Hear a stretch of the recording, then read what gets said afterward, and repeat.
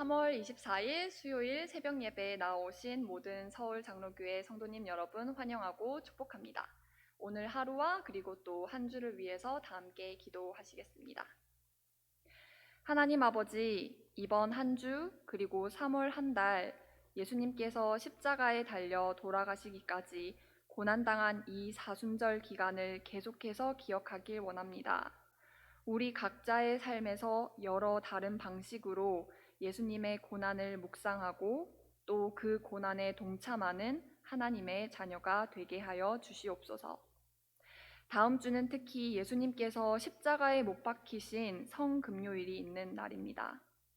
우리를 위해 대속하신 하나님의 아들 예수 그리스도를 믿고 의지하는 믿음을 우리 모두에게 허락하여 주시옵소서.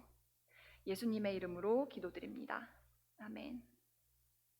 다 함께 찬송가 새 찬송가 179장, 통일 찬송 167장, 주 예수의 강림이 다 함께 찬양하시겠습니다.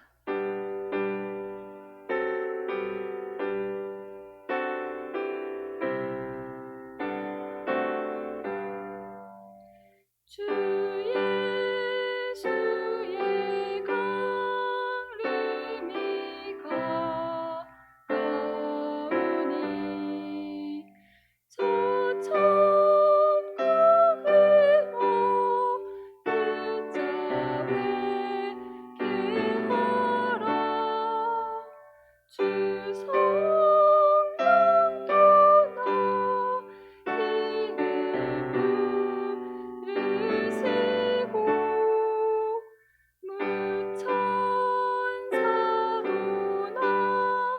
나와서 영접하네. 주 예수님 너희를 찾으시니 왜 의심을 하면서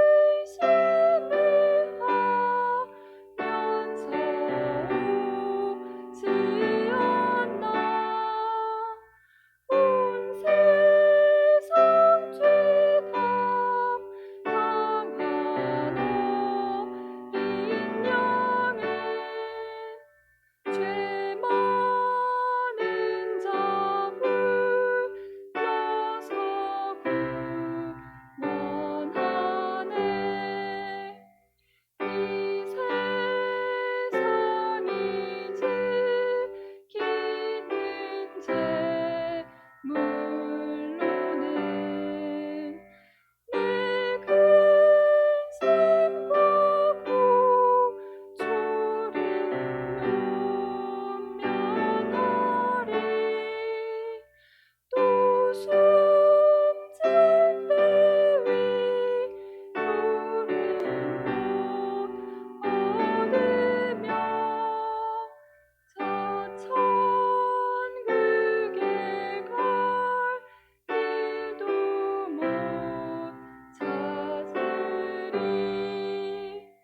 내 아버지 주시는 생명 양식 다 배불리 먹고서 영생하라. 곧 의심을 버리고 주께 오면 그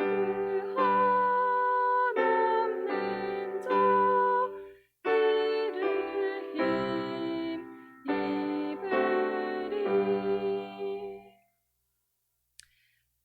오늘 보실 본문 말씀은 누가복음 21장 20절에서 28절까지의 말씀입니다. 오늘 보실 본문 말씀은 누가복음 21장 20절에서 28절까지의 말씀입니다. 찾으시면 다 함께 합독하시길 원합니다. 누가복음 21장 20절 말씀입니다. 너희가 예루살렘이 군대들에게 애워싸이는 것을 보거든 그 멸망이 가까운 줄을 알라. 그때 유대에 있는 자들은 산으로 도망갈 것이며 성내에 있는 자들은 나갈 것이며 촌에 있는 자들은 그리로 들어가지 말지어다. 이 날들은 기록된 모든 것을 이루는 징벌의 날이니라. 그 날에는 아이 벤 자들과 젖먹이는 자들에게 화가 있으리니 이는 땅에 큰 환난과 이 백성에게 진노가 있겠음이로다. 그들이 칼날에 죽임을 당하며 모든 이방에 사로잡혀 가겠고 예루살렘은 이방인의 때가 차기까지 이방인들에게 밟히리라. 1월 성신에는 징조가 있겠고 땅에서는 민족들이 바다와 파도의 성난 소리로 인하여 혼란한 중에 곤고하리라. 사람들이 세상에 임할 일을 생각하고 무서워함으로 기절하리니 이는 하늘의 권능들이 흔들리겠음이라. 그때 사람들이 인자가 구름을 타고 능력과 큰 영광으로 오는 것을 보리라. 이런 일이 되기를 시작하거든 일어나 머리를 들라. 너희 속량이 가까웠느니라 하시더라. 하나님의 말씀이었습니다. 오늘 본문은 예수님께서 예루살렘이 무너지고 그 안에 있는 사람들이 모두 쫓겨나가는 징벌의 날에 대해 예언을 하시는 장면을 보여주고 있습니다. 예루살렘 성전이 무너지는 이 날은 이미 다니엘 선지자가 다니엘서 9장에서 예언한 일입니다. 예수님께서 십자가에 달려 돌아가시기 얼마 남지 않은 때에 예루살렘이 심판당하는 날에 대해 예언하셨습니다. 당시 예수님의 이 예언을 들은 사람들은 어떤 생각이었을까요? 예수님의 심판에 관한 이 예언은 지금 예수님을 믿는 우리에게 어떤 의미일까요? 오늘 누가복음 21장 20절에서 28절에 나오는 예루살렘이 무너지는 징벌은 다니엘서 9장에서 이미 예언된 바라고 말씀을 드렸습니다.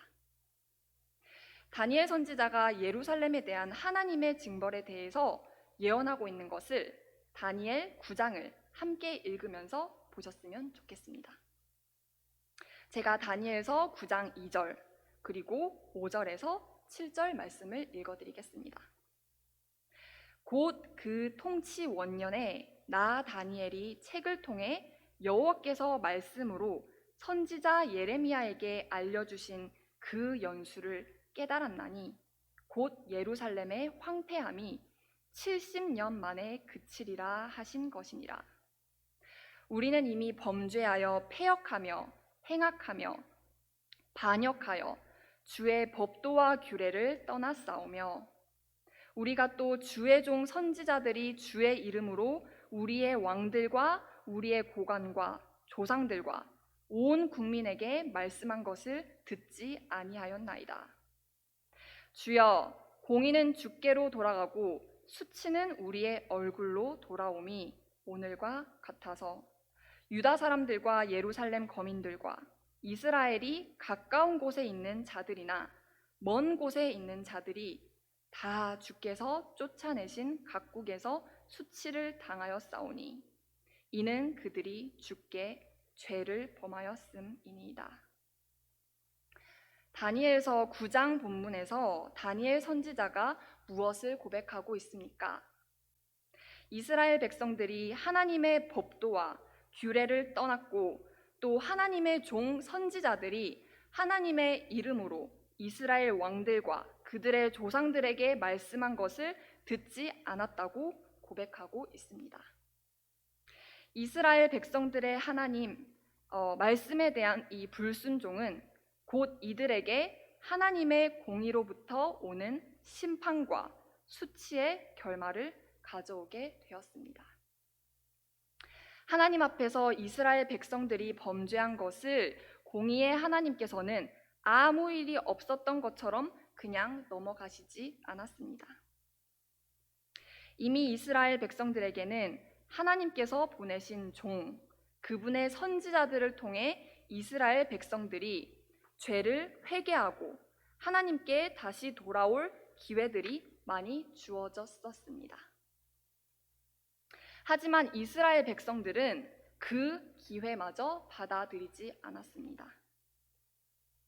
오늘 우리 본문 누가복음 21장 23절에서 24절 말씀에서는 예루살렘과 이스라엘 백성에게 내려질 징벌이 얼마나 무서운 것인지 묘사하고 있습니다. 제가 23절 그리고 24절 말씀을 다시 읽어드리겠습니다. 그 날에는 아이 벤 자들과 젖먹이는 자들에게 화가 있으리니 이는 땅의 큰 환난과 이 백성에게 진노가 있겠음이로다. 그들이 칼날에 죽임을 당하며 모든 이방에 사로잡혀 가겠고 예루살렘은 이방인의 때가 차기까지 이방인들에게 밟히리라. 역사적으로 볼 때 학자들은 누가복음 21장 20절에서 25절이 말하고 있는 예루살렘에 대한 징벌은 주후 70년에 일어난 유대인과 로마 제국 간의 전쟁이라고 말하고 있습니다.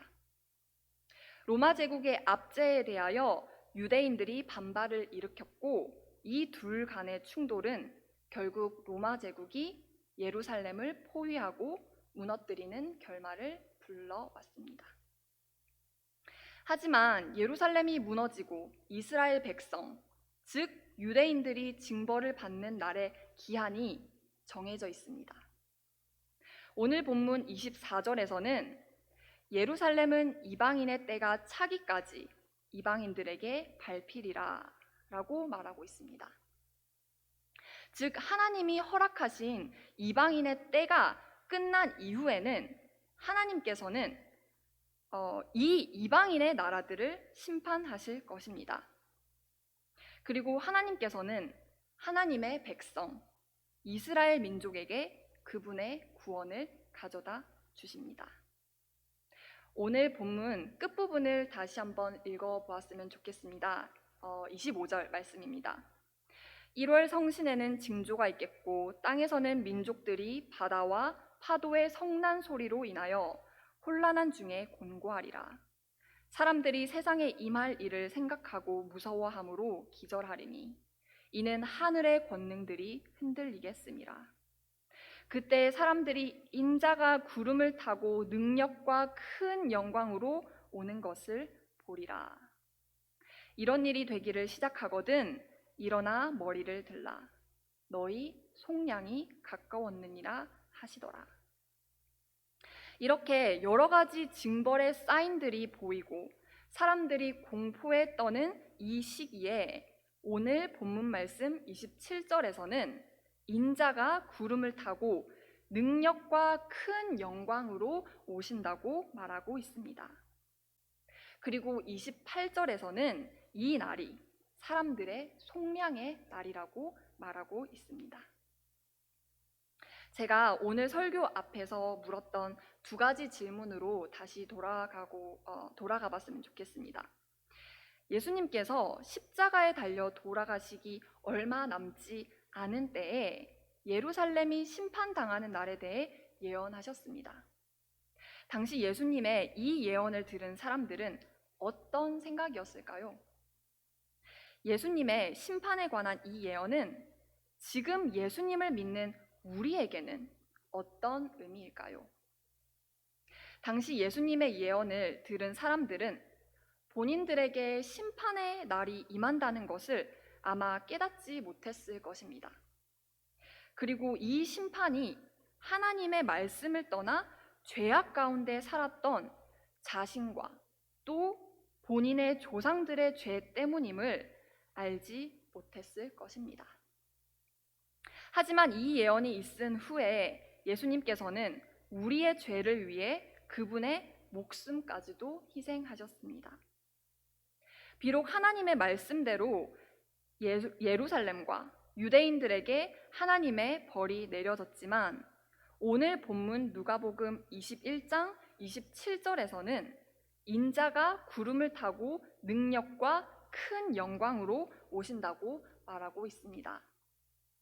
예수님께서 십자가에서 우리의 죄를 위해 대속하시면서 이제 우리는 그분이 능력과 큰 영광으로 오시는 날에 예수님을 믿는 믿음으로 속량을 받는 것입니다.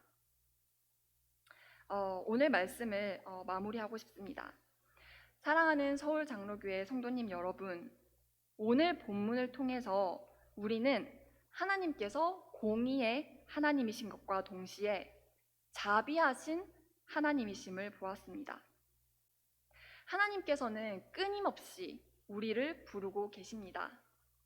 당신께로 우리의 얼굴을 돌리고 당신께로 우리의 죄를 고백하고 회개하라고 하십니다. 곧 우리는 예수님의 죽으심과 부활하심을 묵상하고 기념하는 주로 접어들게 됩니다.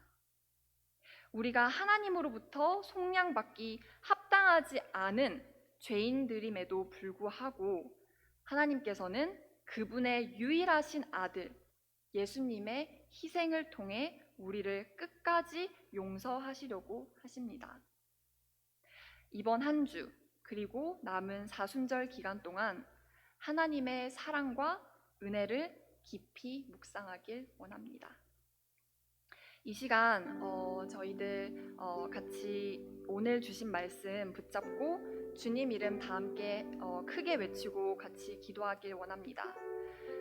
주여!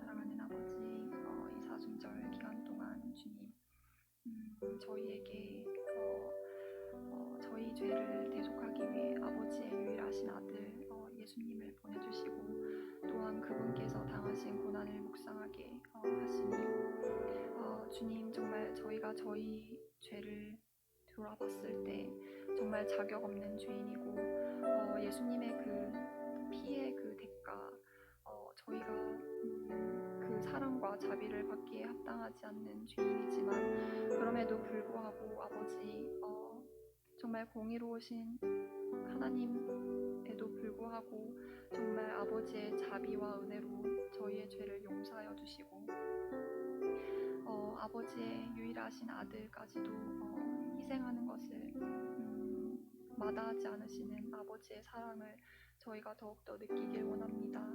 아버지 이 사순절 기간 동안 저희의 죄를 더욱더 회개하고 아버지 앞에 겸손함으로 나아가길 원합니다.